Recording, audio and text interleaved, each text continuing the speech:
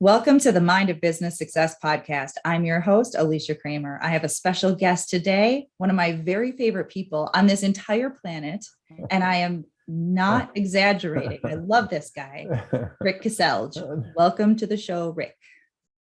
Thank you. So our listeners have a frame of reference. You are the founder of Exercises for Injuries, but you're a serial entrepreneur and you have a lot of businesses. Yes. Now, what's fun about having you on is sharing your, the way that your mind works.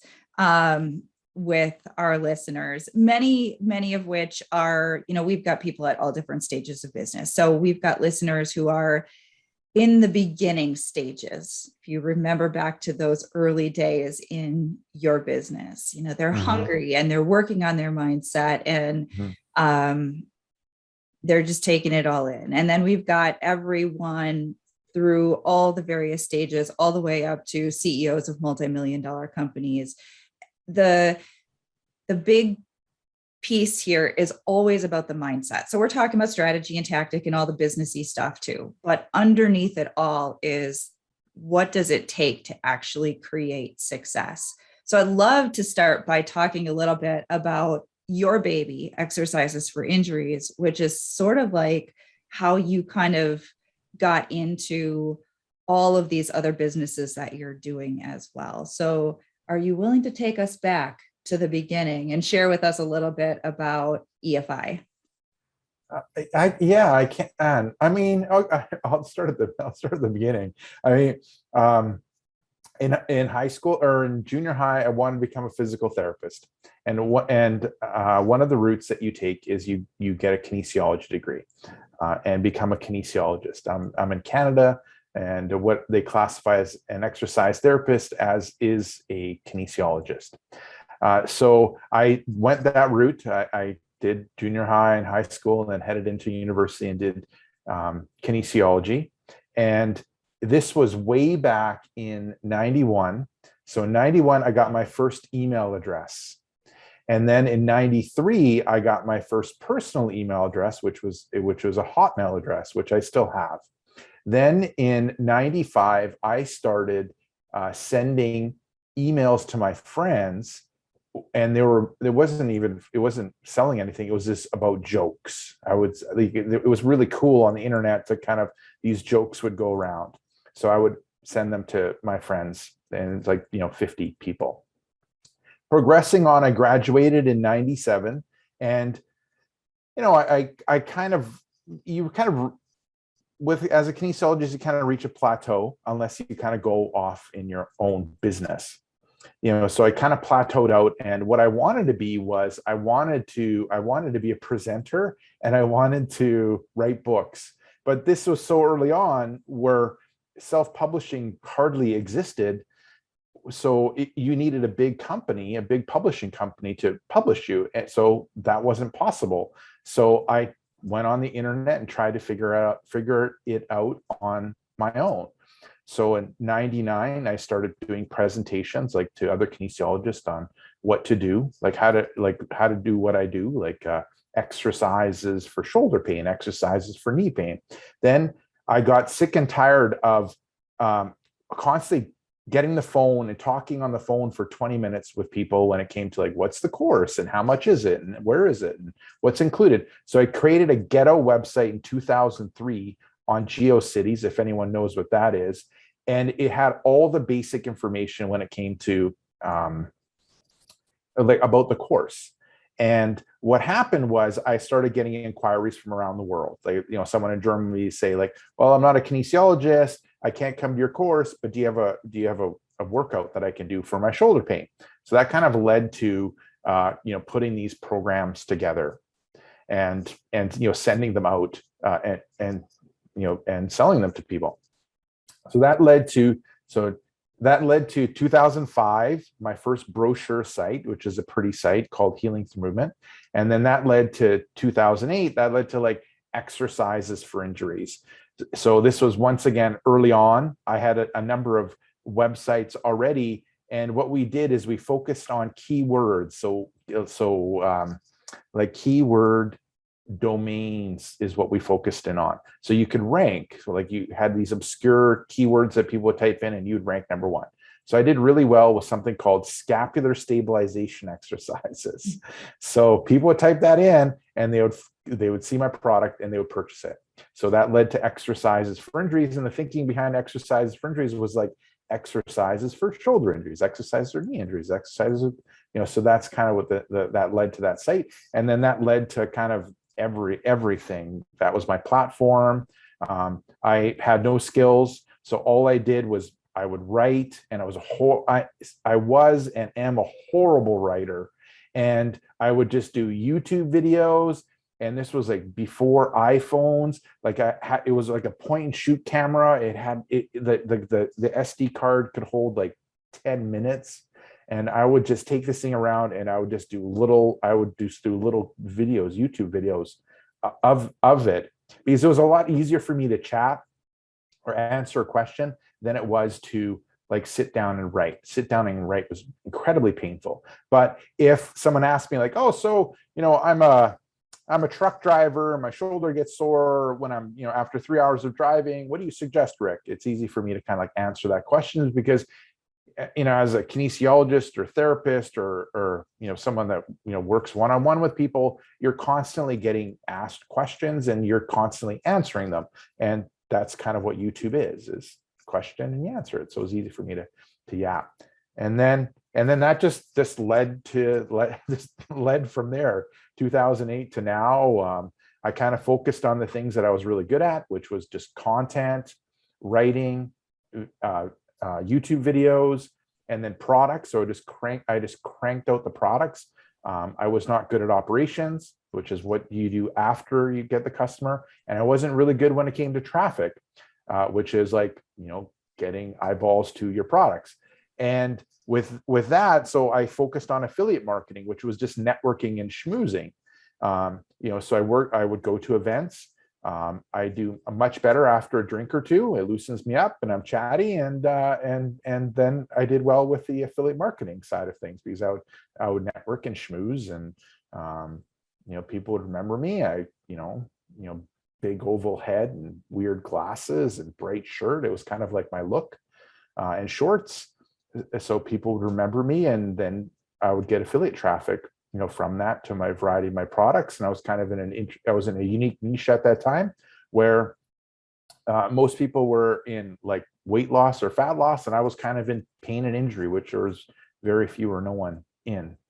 And then we kind of to today, there's lots of stuff along the way, but that's where it all kind of evolved. It's kind of where it started. So you've seen a lot of change in internet marketing on your journey. I don't know if it's internet. I call it internet fashion. It's very much like shoes. Like you could have shoes that you bought 10 years ago, and at some time it's going to come back into fashion. And that's how the internet is. Like stuff from 4, 5, 10 years ago comes back to being popular. For example, I'm an affiliate marketer. What happened was there's people, certain categories of people just didn't like being called affiliate marketers, so they call themselves influencers. So influencers are affiliate marketers. So it's all been done in the past, and it's just renamed or recoded. Like so I have not heard anybody put it that way, but it is a very valid point. It's true. It's totally true. I mean, yeah, it's true in my opinion. So with people who are listening to this, and maybe they're not as well versed in marketing themselves online, I'm curious if you have any words of wisdom from your perspective. So what are some of the key things that you think are absolute essentials to building out your business using the internet as your medium? I think you need to find out what media you're good at. Like, for example, if you're really good at writing, or if you're really good at like talking, like podcasts, if you're really good on video, YouTube, like I think you need to kind of find your, or if you're really good at like graphics, like doing infographics or images, like find out what you're really good at when it comes to media. Like for me, I'm good with video. Not saying I'm good on video, but it's easy for me to do video. Once again, ask a question, answer it. Real simple. Not, I don't like how I sound. I don't listen to myself again. I don't watch them again. There's tons of stuff I don't like, but it's easy for me to get that content out. And then with that one piece of content, it's easy enough for me to leverage it 5 different ways. Then the second thing I would suggest is find the social media platform that your audience is at, or that you're good at. Pick one, like Facebook, Instagram, TikTok, etc. I mean, you want a presence on all of them, but there's going to be one that's profitable for you. So for me, it's Facebook. My audience tends to be tends to be older, and they're on Facebook. We've tested Instagram. We've done 100 different things on Instagram. Instagram doesn't work for us. We've tried Twitter, and it doesn't work for us. Like, it doesn't matter what, I might love the platform, but my audience isn't there, and we just haven't figured it out. So we just focus on Facebook.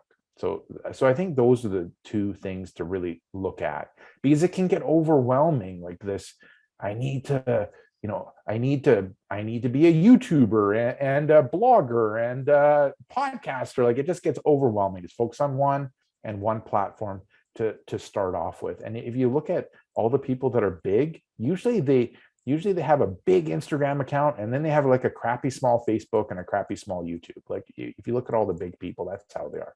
Very few people are like monstrous across all social media platforms. Excellent advice. Now, I have to ask this question because it kind of piggybacks off of what you shared. And it's tapping into a little bit of like the mindset piece here, because a lot of people will try something and they don't get immediate results. And then they sort of give up, and you've heard of like the shiny object syndrome, right? So you're just kind of like jumping from one thing to the next. So from your experience, what do you think is a reasonable amount of time to test something before you just throw in the towel? 2 years? That's a good question.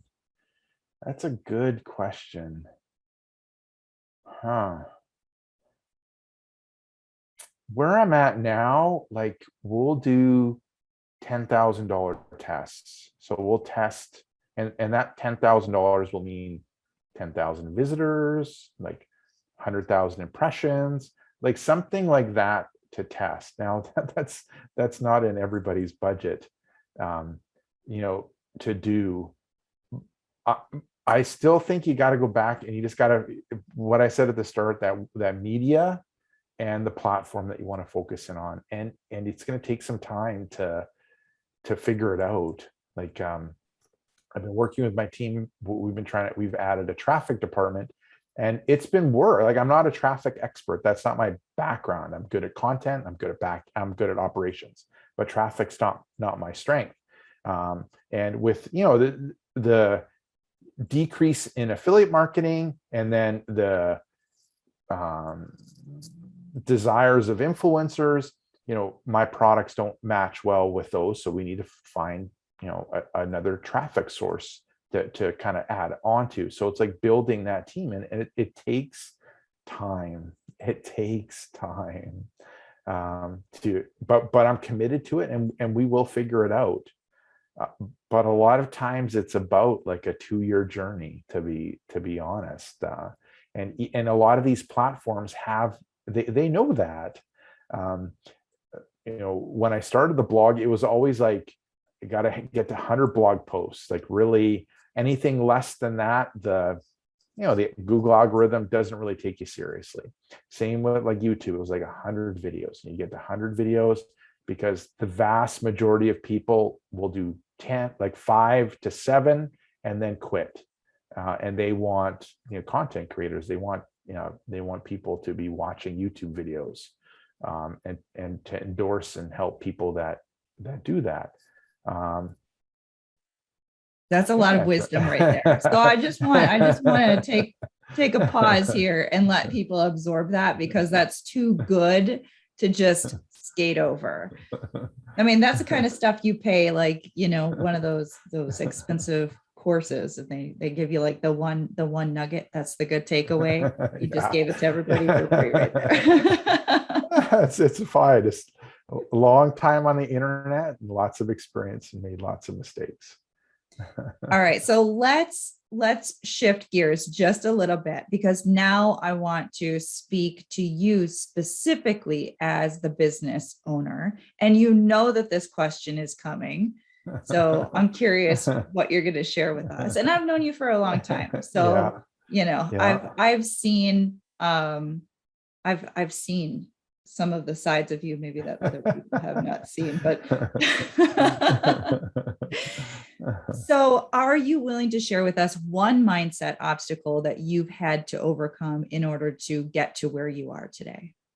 I think it's an issue that everybody has, and every entrepreneur has. It's like opportunity cost. And what that means to me is like, what is the one thing that you need to do every day that drives your business forward? And like, that's the thing that I got to do every day. And it's hard. You get distracted. There's fires that come up. There's issues that you need to deal with. And like, for me, my focus is, a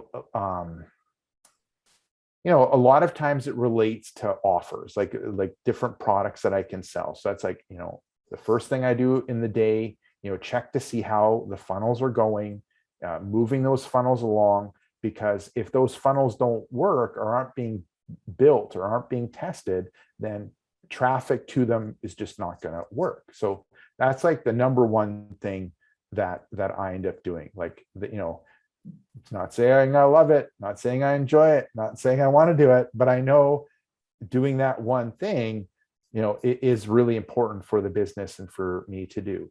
And then the second thing is that the kind of that traffic department that I've talked about. It's the traffic department, that's figuring that out, fully figuring it out and scaling it up. It will have a drastic effect on my business. So I've committed to that, and I focus in on that as item 2. And then item 3 is like everything else. So it's a lot of that opportunity cost and prioritizing and focusing on that one thing that really drives the business, where you're at. And when I started out, it probably would have been, getting content out on the appropriate platform. For me, it was like the blog. It was just like, what my thinking was at that time was, I was going to stand on my little mountain, a big mountain, and yell and scream about everything about pain and injury. And so that's what I did. I wrote every single day. I'm a horrible writer. There's grammatical mistakes. There's spelling mistakes. I'd get teachers on my email list. They would edit my blog posts and give me feedback on how to improve my spelling and grammar, but I didn't care. I just kept writing and doing YouTube videos, and that was my platform. And then the second thing is I just networked like nuts. Try to get on people's on other people's blogs, other people's YouTube channels. Now, these things don't necessarily always apply now, but that's what I did at that time. And then it was like creating products and working on that funnel around the products. So I tried to just focus on those 3 things when I kind of started out. And there's so much distraction, like, oh, you should do TikTok. Oh, you should do Twitter. Oh, you should do LinkedIn. Like, it's presence and profit. And you got to find that platform that's profitable for you. Love it. So now I want to take a moment and just really briefly talk about what's going on in your head now. You've got all of these other business ventures that you're also doing. Some of them are at, more successful, obviously. Some of them you're in more of the building stage. So I know EFI takes up a lot of your time, but now you've got all of these other things that require your time and attention as well. So what does that look like? What are your goals and your priorities in terms of balancing these different businesses that you're creating? And I know that's a big question, and I'm not expecting a real big answer, but this is sort of the mindset of the serial entrepreneur. And so I'd love to get in your head just a little bit on that. I think another thing that I've really focused on is really trying to empower the team. So I've had people work with me like for 11 years, and then so a bunch of team members that have worked with me. So a number of them are with me for like 3 to 5 years. So it's like just empowering them to take on more responsibility. You're not going to stay with a company, for the money. I mean, that's not going to be the number one reason. A lot of time is like education, challenge, meaningful work, growth, opportunity. So I try to give the team members those things. And I've just reached a point where there's a number of people that have been around with me 3 to 5 years. So it's like giving them more responsibility and getting them to take over. I call them brands, these variety of brands, you can call them a variety of companies, and just empowering them to, take them on and having it less be me, running operations and day-to-day stuff, and empowering them to do more operations and day-to-day stuff. Does it take time? Yeah, because you're moving from the entrepreneur to the CEO, and then from the CEO to the founder, where your goal is more like education and guidance and empowerment and helping them work through fires. Like it's less like you making the decisions and less you doing the day-to-day work. So that's kind of where I'm at, like trying to build the team and empower the team to kind of take care of things. And it's hard. Like when you're an entrepreneur, like you're doing everything, and and like I've noticed this with the building of the traffic team, and it's frustrated some team members where it's like it's slow. And yeah, it's slow because I know I can do it faster. But if I keep adding more, if I keep having that attitude, I'm going to implode. I'm going to be working like 200 hours a week, and it just completely implode. So it's a matter of like empowering them, because I know, if I do it, I'll get there faster. But if I help them, I know we'll go further, like as a team and as a brand and as a company, if I can empower them to kind of take care of things. Good stuff. All right, Rick, how can our listeners connect with you so they can follow what you're doing with exercises for injuries, or they can get some help with their shoulder pain or their knee pain or whatever their fun body challenge is? Yeah. And this kind of goes back to like the one thing that you focus in on. Like I just direct everyone to exercisesforinjuries.com. I know today, blogs aren't cool, but I find my blog is my best business card. Like there's, just go there and you can kind of see what I do. The blog, I think the blog is a great business card, and a great platform, and a great it's impressive. And then things to kind of look at, if you get on my email list, you'll see the email marketing that I do. Some would call it aggressive, but that's how I was trained many years ago, way back when. And when did it? Well, 2006 is when I really started, marketing hard. And then other things, I would look at the Facebook fan page. We work really hard on that. And once again, we're aggressive there, but you can kind of see what we do. I think those would be the main areas to kind of look at. And then you look at the other social stuff. Once again, we have a presence, but those aren't profitable things for us. The YouTube, we tested it out. I think we have 1,000 videos there. It wasn't, it wasn't the best platform for us.